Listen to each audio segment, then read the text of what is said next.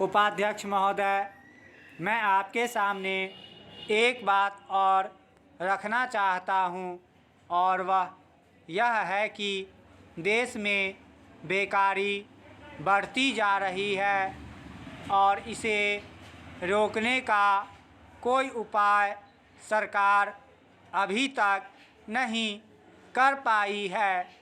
सरकार अपने दूसरे कार्यों में ऐसी उलझी रहती है कि उसे इस ओर ध्यान देने का समय ही नहीं है। यदि बेकारी की समस्या की तरफ सरकार ने ध्यान नहीं दिया तो देश का जो बेरोजगार वर्ग है वह क्रांति कर सकता है और अगर ऐसा हुआ तो सरकार को बड़ी परेशानी का सामना करना पड़ेगा। अतः मेरा सुझाव है कि सरकार को जल्दी से जल्दी इस समस्या की ओर ध्यान देना चाहिए। यह बेकारी ऐसी नहीं है कि फूंक मारते ही दूर हो जाएगी।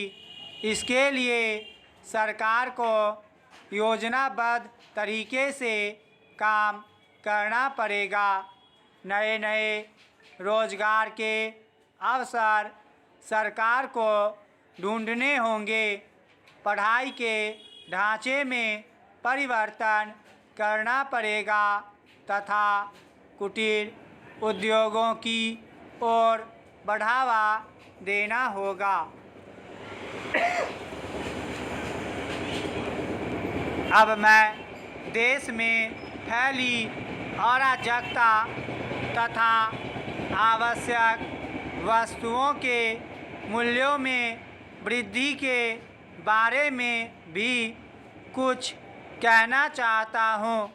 मैं उन बातों को नहीं दोहराना चाहता हूँ जो मेरे दोस्तों ने कही है। एक बात मैं ज़रूर कहूँगा कि इस वक्त हिंदुस्तान की चारों तरफ की परिस्थिति बड़ी ख़राब है और इसमें किसी की जिम्मेदारी नहीं है। लोगों के पास सामान खरीदने के लिए पैसा नहीं है। लोग भूखों मर रहे हैं।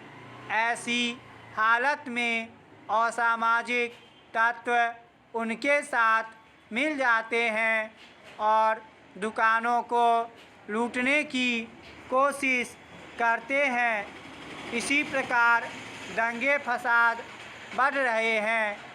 इन सब का कारण मूल्यों में वृद्धि से लगाया जा सकता है। लोगों में बेरोजगारी पहले से ही काफ़ी है और उस पर भी अगर उन्हें आवश्यक वस्तुएं सस्ते दामों पर न मिल सकें तो उनकी हालत और भी ख़राब हो जाती है।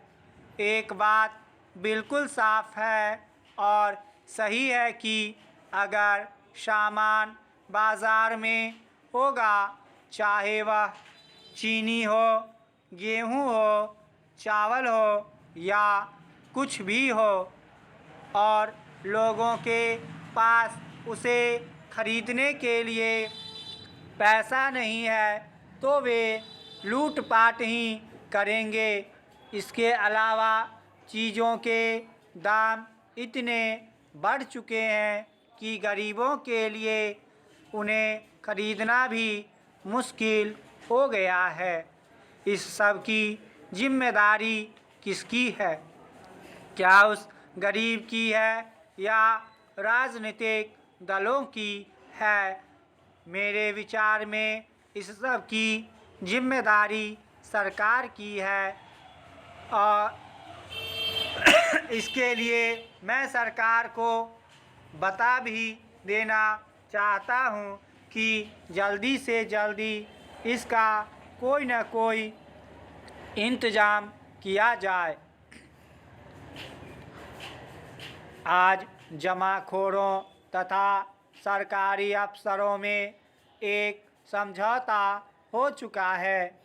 सरकार थोक व्यापार को अपने हाथ में लेना चाहती है, परंतु जमाखोरों को इससे बहुत नुकसान होगा और इसलिए वे सरकारी अफसरों से मिल गए हैं और इस नीति को विफल करना चाहते हैं।